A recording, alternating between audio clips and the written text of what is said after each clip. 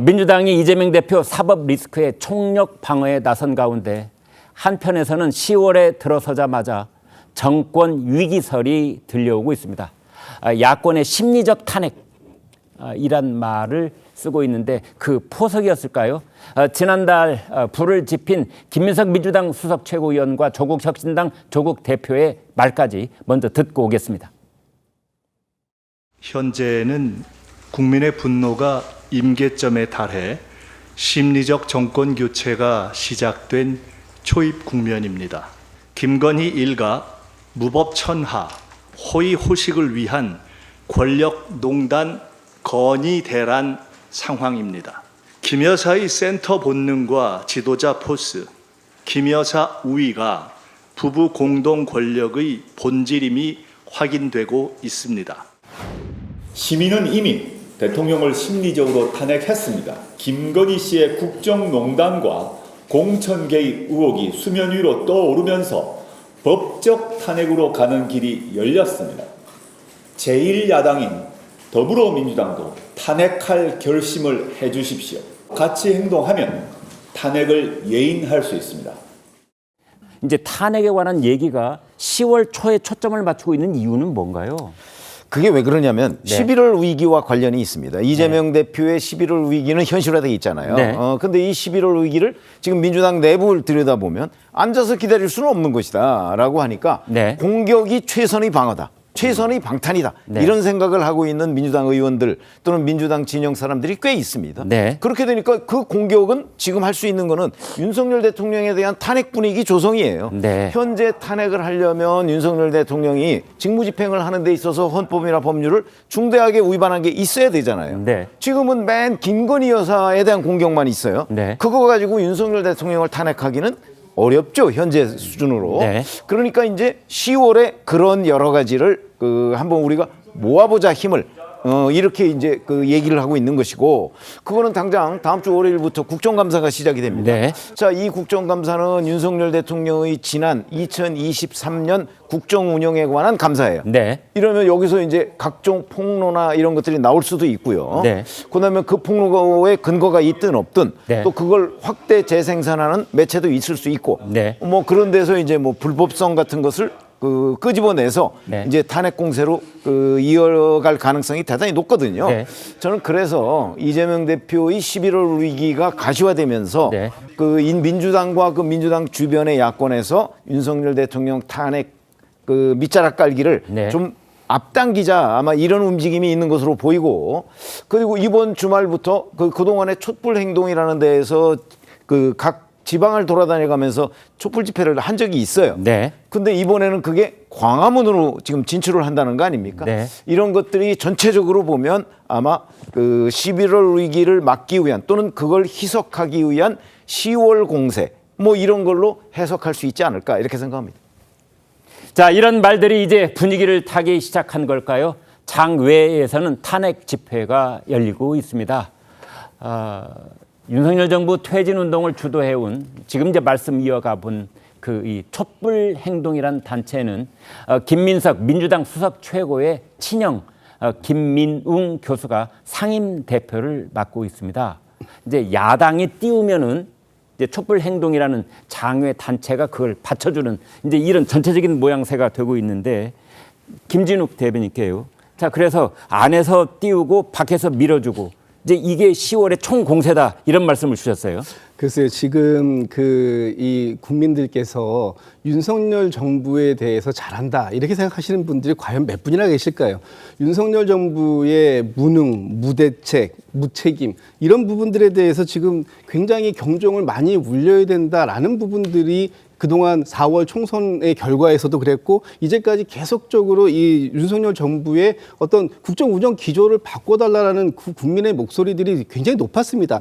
그것이 지금 이 탄핵 여론이 같이 동반 상승하는 그런 부분들이 있다라는 부분에 대해서 말씀 좀 드려야 되고, 특히 잠깐 말씀 중에 이제 죄송합니다. 끼어들어서. 그런데 지금 그러니까 윤석열 대통령이 하고 있는 국정 운영에 대해서 지적을 하고 싶고 불만이 있으신 분들하고 그걸 탄핵이라는 말로 바로 연결시키는 그 대목에 이제 어떤 이격거리가 좀 있지 않을까 이런 생각이 드는데 당연히 그걸, 있습니다. 예. 당연히 있죠. 탄핵까지는 아니잖아요. 탄핵이라는 것이 네. 어떤 그 대통령의 직무 수행에 있어서 명백한 위법 행위가 드러나지 않은데 과연 탄핵이 되겠습니까? 네. 그건 안 되는 거죠. 네. 법적으로도 안 되는 것이고 할 수 없어요. 그러나 지금 대통령께서 하고 있는 여러 가지 행위들, 일테면 김건희 여사 지키기 위해서 김건희 여사 특검법에 대한 이 방탄거부권 네. 이런 것들이 결국은 이 탄핵으로 갈 수밖에 없는 이런 상황들을 스스로 지금 초래하고 있는 거 아니 아니냐. 이제 그 말씀도 제가 다시 한번 여쭤본다면 김건희 여사 특검법에 대해서 대통령이 거부권을 행다고 그래서 그게 대통령 탄핵 요건이 되는 건 아니잖아요. 탄핵 요건이 되는 것이 아니고요. 네. 그 과정들을 예를 들면서 김건희 여사의 특검을 하고 최혜병 특검을 하고 네. 이런 것들의 결과가 나오면 그 결과를 보면 이제 대통령께서 얼만큼 이 부분에 대해서 책임이 있는지 여부가 판단이 되겠죠. 네. 그러나 지금 그걸 알 수가 없습니다. 그렇다고 해서 지금 민주당이 탄핵을 공식적으로 당의 당론으로 정해서 탄핵을 주장하고 있는 사람들도 그 당론으로 주장하는 사람은 없어요. 다만 그 안에 있는 분들의 개개인 중에는 지금 이 정도로 잘못하고 있다면 이 부분에 대해서는 어떤 경종을 울리는 수준을 좀 뛰어넘는 그 다음 수준을 준비해야 되는 거 아니냐 이렇게 생각하시는 분들도 계신 것이고 네. 아마 그런 분들이 지난번에 만들어진 윤석열 대통령 탄핵 준비를 위한 의원연대 뭐 이런 형태로 활동을 하고 계시는 거겠죠. 개별적으로. 제가 지금 말씀드리고 싶은 것은 정권 위기설이라는 것이 야당이 부추겼기 때문에 나오는 것이다. 이렇게 지금 주장하시는데 네. 그렇지 않다. 이 정권 위기설은 지금 현 윤석열 정부가 스스로 초래하고 있다. 너무 의정 갈등 9개월, 10개월 되도록 아무런 해법을 내놓지 못하고 있고 최혜병 특검이라든지 아니면 김건희 여사의 도이치모터스 주가 조작 의혹이 매일같이 눈덩이 돌아가듯이 굴러가듯이 그렇게 쌓이고 있는데 어떤 해답을 내놓고 있습니까? 아무런 해답을 내놓고 있지 못하는 이 윤석열 정부가 스스로 국정의 위기를 초래하고 있다. 저는 이런 말씀을 드리는 거예요. 네. 자, 장외에서 벌어지던 탄핵 군부를 국회 안으로 끌고 들어왔던 이 강득구 민주당 의원 여기저기서 뭐 사과를 해야 되는 것 아니냐 그랬지만 결국은 받아들이지 않았습니다. 오히려 정반대의 뜻에서 사과를 표했는데요. 탄핵의 밤 그것을 위한 대관을 또 주선할 수도 있다 이렇게 내비쳤습니다. 들어보시겠습니다. 사실 윤석열 대통령을 대통령 안 되게 막지 못했다는 것 그것에 대해서 국민 여러분께 사과의 말씀드리고요. 탄핵 관련해서 마지막 결재해지 그리고 모든 자득을 만든 원인 당사자는 윤석열 대통령 부부라고 분명히 말씀드립니다. 이런 비슷한 행사 요청이 그럼 또 들어온다면 다시 대관을 주선하실 생각이세요? 적어도 윤석열 대통령이 입장이 바뀌지 않는 한 적어도 국민의힘이 입장이 바뀌지 않는 한 자, 강 위원장님. 네. 이제 민주당에서는 또 당 전체의 분위기는 이제 겉으로는 저 강득구 의원의 탄핵의 밤 행사에 대해서 선을 그는 것 같지만 내심으로는 응원하고 뭐 이런 상황입니까? 물론 민주당에 예. 국회의원이 170명이 넘고 네. 많은 지지자들이 있기 때문에 각각의 생각은 다를 수가 있겠지만 어쨌든 강득구 의원에 대한 응원이 네. 대세는 아니다. 이건 제가 분명히 말씀드릴 수 있을 것 같습니다. 네. 예를 든다면 이번에 이제 그 탄핵의 밤도 문화재 성격인 겁니다. 우리가 탄핵 집회에서 마술 공연하지 않잖아요. 네. 그러니까 그동안 촛불 행동에서 지난 몇 달 동안 광장에서 힘들게 돈과 시간과 마음을 썼기 때문에 서로를 위로하자는 차원에서 이 행사를 문화적으로 좀 한 것이고요. 그런다고 해서 저희 민주당이 그래 탄핵 같이 하자 이런 입장이 전혀 아니라는 거예요. 과거에 저희가 박근혜 전 대통령과 관련돼서 탄핵이 있었을 때도 당시에 민주당은 질서 있는 퇴진을 요구했었습니다. 네. 왜냐하면 이 탄핵이라는 거는 말씀 그대로 대통령에게 객관적인 위법 행위가 드러나야 됩니다. 네. 근데 드러났다고 하더라도 그게 헌재에 가서 이게 탄핵에 이를 만큼 중대한가를 또 심의를 해야 되기 때문에 네. 이거는 야당의 지지자만 가지고 안 됩니다. 중도층의 지지자까지도 안 됩니다. 이거는 여당의 지지까지 국민의 7, 80% 정도는 최소한 동의를 해줘야 일어날 수 있는 일이기 때문에 저희 민주당은 이것을 선동한다 이러진 않습니다. 하지만 일부 의원들이 이런 의견이 있다는 것은 분명하지만 저희 민주당의 공식적인 입장이 아니라는 것을 탄핵의 밤이 문화 행사였다는 말에는 있습니다만은 이제 저희 시청자들께서 좀 고개를 갸웃하실 것 같아서 질문을 드리겠습니다. 비록 그 행사에 일부 마술쇼가 있었다고는 하더라도 그것은 행사에 어떤 흥미를 이제 좀 이렇게 돋구기 위한 당위정 정도의 역할 아니었나요? 정치 행사지 그게 어떻게 문화 행사입니까? 네, 제가 말씀드리는 거는 네. 그 행사를 보고 그렇게 마술 공연이 있다고 해서 이걸 문화재로 볼 수 있는 분도 있고 그렇지 않은 분도 분명히 있을 겁니다. 네. 하지만 저는 그 행사에 가보지 않았고 강두구 의원 측에 물어봐서 그 입장을 전달해 드리는 거다 이렇게 이해하시면 될 것 같습니다. 네. 10월 정권 위기설을 떠받치는 또 다른 쪽이 바로 이제 그 다음 주 월요일부터 시작되는 10월 7일이죠. 국정감사입니다. 야당은 이번 국정감사에서 주로 김건희 여사와 관련된 증인, 참고인 무더기로 채택을 하고 아마 거기에 집중 포화를 쏟아 부을 것으로 그렇게 예상이 되고 있는데요. 특히 이제 국회의원은 면책 특권 있잖아요. 바로 국감장에서 한 발언이 다 면책을 받습니다. 이제 그래서 상황이 더 악화될 수도 있다. 뭐 이런 예상도 나오고 있는데요, 최 국장님. 우리가 다 알고 있는 청담동 술자리 의혹. 그게 국정감사에서 나왔습니다. 아, 그랬군요. 그렇죠. 네. 그랬는데 그에 관련해서 지금은 뭐 의원이 아니지만 네. 김의겸 의원 처벌받은 거 없습니다. 네. 그런 것처럼 국정감사는 뭐 국정감사뿐만 아니고 국회의원은 전체적으로 국회에서 직무상 행한 발언에 대해서는 면책특권을 가지고 있습니다. 네. 그러니까 책임을 안 져도 되죠. 네. 심지어 지금 윤석열 대통령의 국정 관련한 여러 가지 평가가 워낙 지금 이제 낮은 상황이기 때문에 네. 아마 거기서 어떤 얘기를 하더라도 뭐 정치적으로도 별 부담이 저는 없을 거라고 생각을 합니다. 네. 아마 민주당이 그 생각을 하고 있지 않을까요? 그렇기 때문에 거기에 또 그 친민주당 매체 등등에서 지금도 뭐 여전히 이런저런 여러 가지 그 뭐 설들을 쏟아내고 있습니다. 네. 아마 그런 걸 포함해서 민주당 의원이 면책특권을 활용해서 뭔가 새로운 폭로, 네. 뭐 그게 근거가 있다면이야 뭐 충분히 우리가 받아들이고 분석을 해야 될 대상이 되지만 아마 근거 없는 폭로, 청담동 술자리 의혹 같은 그런 것들이 나올 가능성 저는 대단히 높다. 왜 그러냐? 그게 바로 이재명 대표의 11월 위기와 연결돼 있기 때문이다.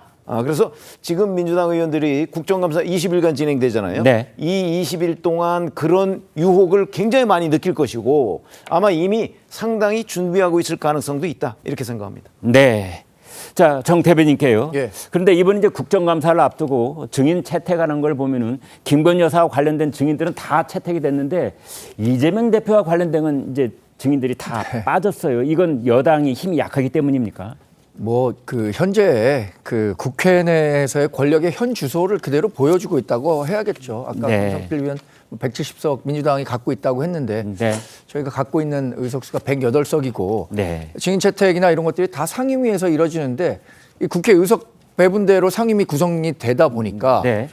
당연히 뭐 소수인 우리 정당 입장에서는 우리가 네. 요구하는 증인 채택은 민주당에서 전혀 받아주지 않고 일방적으로 밀릴 수밖에 없는 상황인데 저도 이번 국정감사는 민주당의 파상 공세가 있을 것으로 예상하고 있습니다. 네.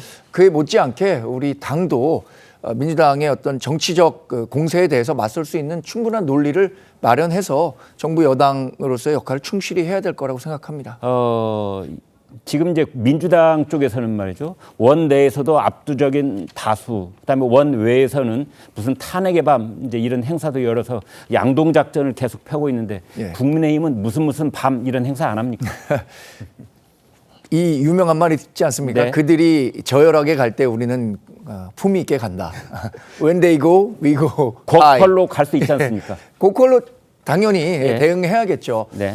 사실 국회에서 일방적으로 이렇게 민주당의 독주 형태로 이루어지는 부분에 대해서는 국민 여러분들도 곱지 않은 시각으로 보고 있을 거라고 생각합니다. 그 대표적인 것들이 최근에 나타나는 뭐 정당 여론조사 제가 수치 얘기하지 않겠습니다. 그런 부분들이 있을 거라고 생각하고요. 저희는 하여튼 국정감사에서 다양하게 제기되는 민주당의 의혹들에 대해서 논리적으로 방어할 수 있는 이런 학습들을 많이 해야 될 저 거라고 이제 생각합니다. 언론 입장에서 본다면 말이죠. 이제 강덕구 의원이 뭐 이렇게 안내를 한 탄핵의 밤 행사가 있을 때 거기 대응하는 국민의힘의 어떤 행사가 있으면 같이 보도를 해주고 싶어도 없어요.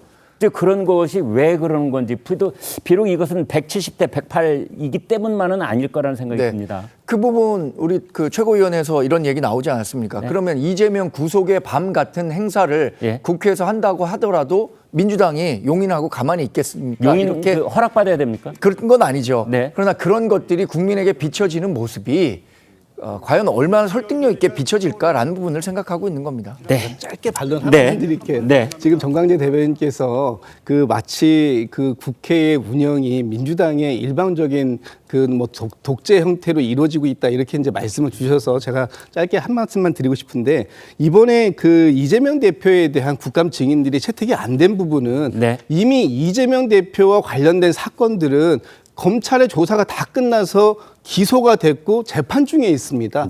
이 상황 속에서 더 어떤 증인을 부르시겠다라는 거예요.